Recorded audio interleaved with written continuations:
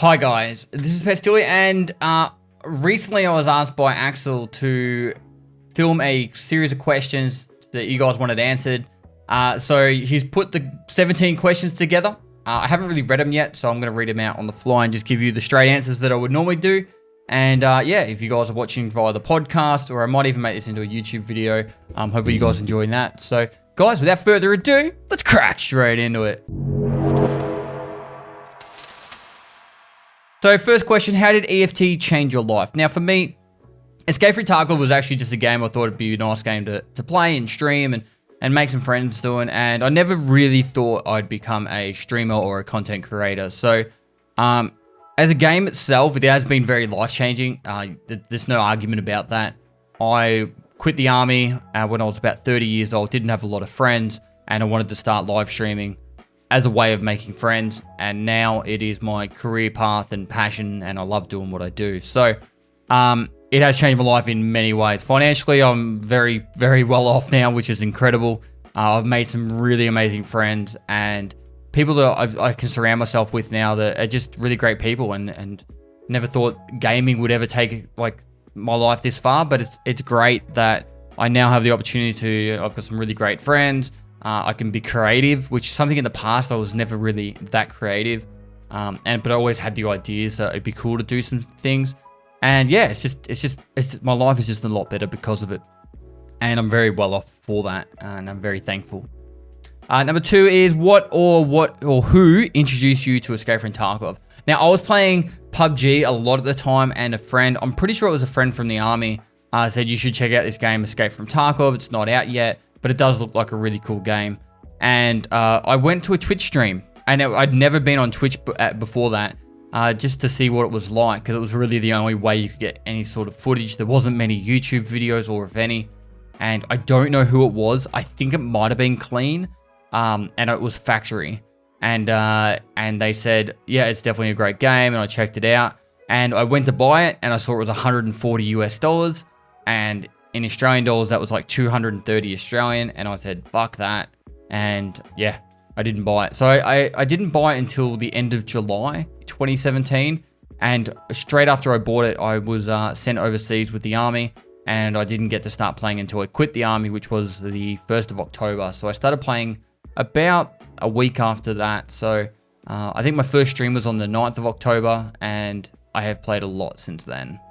What's the biggest fish you've ever caught? Now, I love my fishing. If anyone's been around my community, they'll probably know that. But I never really gone for big fish. I've mostly done like coastal, just off the shoreline, and King George whiting, squid, garfish, flathead. That's all been the kind of fish that I've always targeted. And my biggest whiting's about 55 centimeters, which is a pretty big King George whiting. It's very expensive. It's like $60 a kilogram. So you need to get a few of them to make your money's worth, but I just love fishing in general. I like being out in the water and just enjoying the atmosphere and the quiet times out there. What's your favorite map and why? Now, I've probably played Factory more than any other map. For the first year, it was pretty much the main map for PvP until Labs came out for the first year and a half. And I used to just love just spending all day on Factory doing PvP against geared players. Customs would have been a close second. Once Labs came out, I do love Labs. If there was absolutely no cheaters on Labs, probably it would be Labs. But it just at the moment, I just don't feel like it's a map that I can enjoy thoroughly. On top of that, the playstyle's changed over the past, say, 12 months to the point where there's a lot of people that are very scared and they'll hide in a map.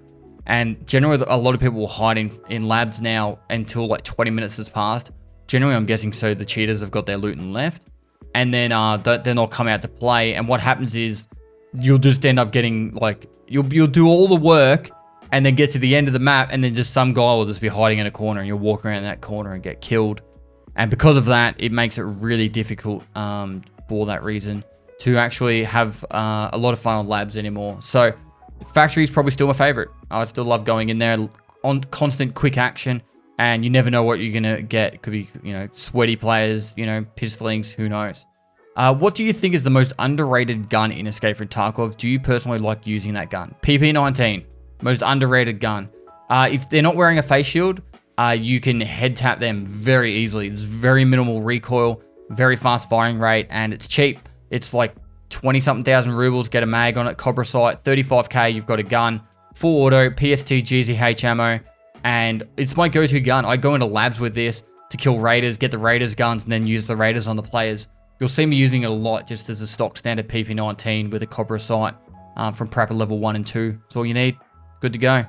Number 6, what's your favorite kind of pizza? Now, this one will be a lot more controversial because most people, as soon as I say this, they freak out. So my favorite pizza is actually the double bacon cheeseburger from Domino's. Now, I don't know if they sell all over the world, but in Australia they do. It's got like 2 lots of pork on it.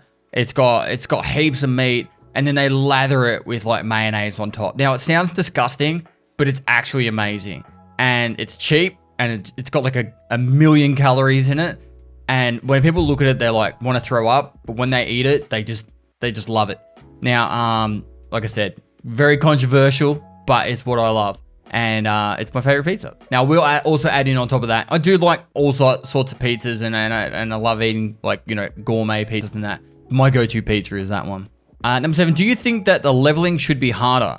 Like going from 1 to 50 should take a year? No. I think the leveling needs to be more rewarding in the fact that at the moment you have pretty much different gates of what level stuff happens. So generally, like, all the traders are unlocked at around level 15. Then around like early level 20s, you'll have like the level 3 traders. Some of them are at like level 30. And then 35 to 40 will be the end of the traders. I kind of wish that was more spread out. Maybe the traders had, say, 6 levels, and the gear was more spread out. There's plenty of gear now to do that. If anyone's been around since, say, 2017, 2018, there was like probably 10% of the amount of equipment back then. And there was the same amount of traders at the same levels. So nothing's changed on that side, but the gear's actually been increased. So maybe make it that there's some really top tier guns that will barter trades or something at level 50, and then spread the traders out evenly across that. And then people would feel the progression a little bit better, because I think it's very like staged at the moment. But I don't think it should take years to get to really high levels. I think it just needs to be spread out a little bit. So then, therefore, getting to level 50 has more of a purpose. Because once you hit level 40 right now, there is no reason to go to level 41.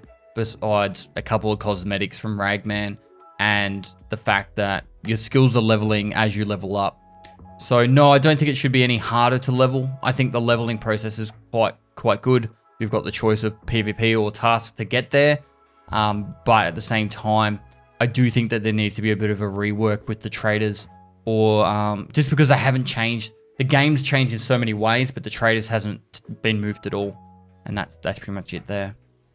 Which scav boss are hard enough already, and which of them shall be even harder? So which scav bosses are very difficult? I think Glucker, I call him Glucker from Reserve.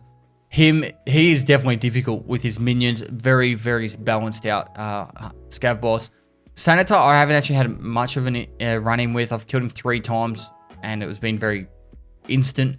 I can't really comment on him. I think the custom scav boss Rashala, the scav boss himself is actually quite easy, but the minions can be quite difficult if they catch you off guard. I actually think he's probably the most balanced out of them. He's kind of sitting in a nice spot. Killer, if they could fix the leg meta thing, he would be perfect. Let's see, Sanitar's good. I think they're all good, even Sturman. I think they're actually really all sitting really good. I don't think they need to be any harder, but I definitely don't think they need to be any easier. I think they're a challenge. When they catch you off guard, you're fucked. But if you're expecting them, or you plan for them, you can actually beat them quite easily, which is how it should be. It shouldn't be impossible to kill them, but they should still always be a challenge. Would you recommend soloing most of the beginning quests to learn the game, or playing with friends? I feel like soloing has taught me a lot on holding my own. Okay, so with this question, I started playing with friends. So not really actually. I started playing the game and was really confused, and then some people popped into my stream, and then I started playing with them and learned the game that way. The game is very difficult. I think playing with other people and having that little bit of a hand-holding situation works really well. Without YouTube or the Wikipedia page, this game would be almost impossible to learn on your own. There's just too much information to learn. And so I would suggest that there is no problem at all playing with friends. If you do want to really get fully immersed into the game, playing as a solo gives the thrills of highs and lows, probably more lows than highs. But the best thing about this game is when you're first starting out and you kill one player, you're like, this is the best moment of my life. And then as you get better, you'll kill 2 players or a squad, and it just gets, the rush gets even better and better.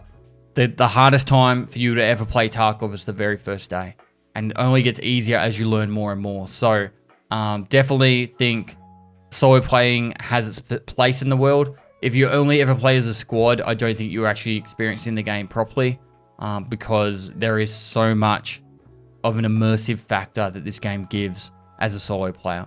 Not saying that you should only play solo. I most enjoy it that way, but this game has its highest thrills as a solo player, for sure. Would you want to play with any Russian streamers if they know English or a translator? I really want to play with Quattro Ace. I feel like him and I have had a bit of a banter over the past year or so, and we host each other all the time. We just don't ever have the opportunity to play games together. His English is actually not too bad from my understanding of it, but I would definitely love to play with more streamers in general. I am socially awkward. It sounds really weird, but so talking to my community is super easy because it's kind of called talking to. There are questions coming from chat and that incites the conversation. But when I play with other streamers, unless I actually know them, like Slush Puppy and I have known each other for a long time, Veritas and Ghost Freak, etc. And so it's like playing with a mate. But then when I play with a streamer I haven't really spoken to a lot or I don't know a lot about, I feel really awkward because I don't know what to ask or what conversation to have. So for me, it makes it that little bit more difficult playing with other streamers. And I'm sure that translating it as well and playing with someone that speaks a different language would be quite difficult. But that doesn't say that it wouldn't be enjoyable. And I'd definitely say Quattro Ace would be a fun person to play games with. Very skilled player if you haven't checked him out. But generally, the whole community would be fun. I would love to get around and play with all the streamers out there. Is there a big difference between gameplay on a standard and EOD packs of the game? Yes, definitely initially. So when you first start on a standard account, you are in the hurt locker. If you have 2-3 good raids in a row, your stash is completely filled. You've got nowhere to store anything. If you know what you're doing, you're wanting to hold on to task items for future tasks. It is definitely more difficult as a standard account player. Is it impossible to progress and get the things done? No. By all means, it is not impossible, but you do need to play a little bit smarter in your stash management and what you need to know what you should and shouldn't keep. I would highly suggest using the flea market as soon as you can, as soon as you get level 10, and selling as much as you can on the flea market for the reason of you need to be able to get those items away because you need that room. EOD has a massive advantage because you can just dump stuff, get back into raids, and worry about it later. How did you come up with your nickname and logo? My nickname, Pestily, came from Pestilence from the 4 Horsemen of the Apocalypse. It's a Bible reference. I don't preach the Bible at all. I'm not even a religious person. But it's a really cool story if you want to know about it. And it started off with Pestilence. I started a clan, 4 Horsemen of the Apocalypse, and I was Pestilence. Then everyone used to call me Pest, and my girlfriend at the time, she used to call me Pestle. I didn't really like it that much, and so I changed it into Pestily, and that's how it started. And I've had that name for probably 15, 20 years.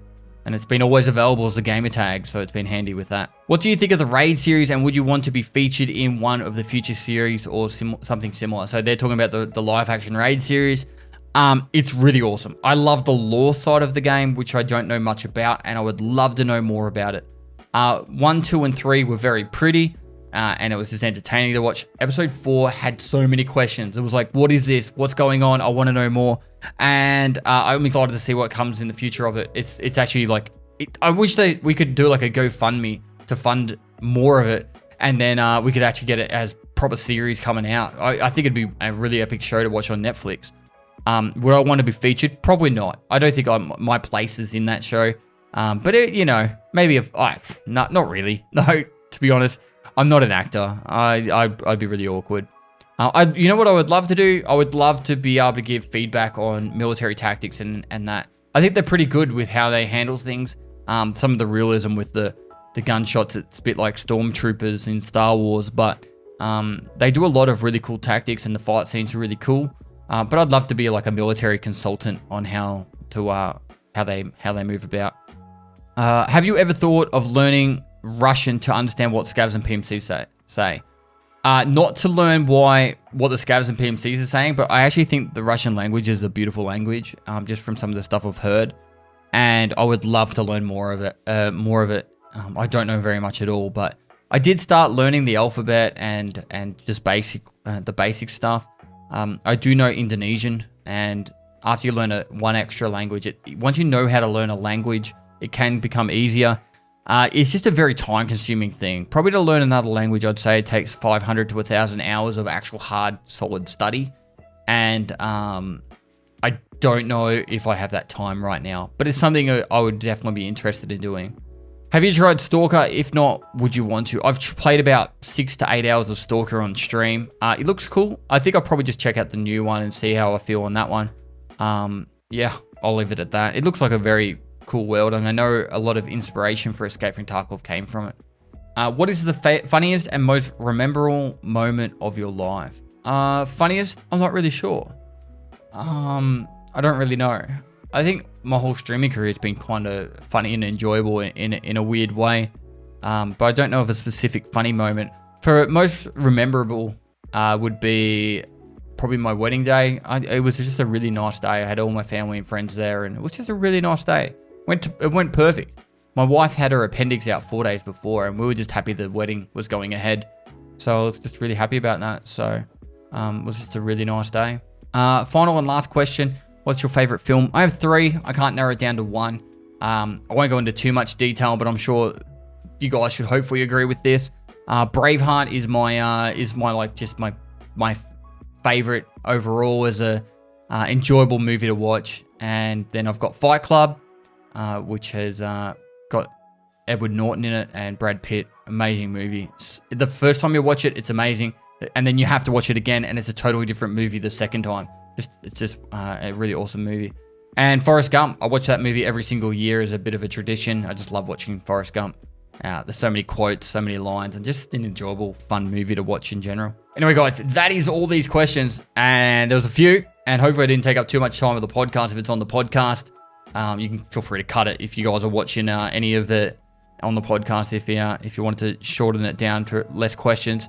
But yeah, guys, thanks for watching. If you have any future questions you want down below, I might even make another YouTube video for you guys to ask me questions just on this stuff. It's enjoyable. Hopefully you guys learn a little bit about me.